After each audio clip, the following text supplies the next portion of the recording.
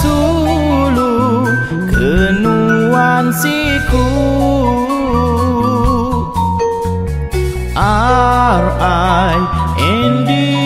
ku rindu kenuan sulu di dalam hatiku. Nuan nombor satu di hati selalu, Siti pengerindu di kursi tua sulu.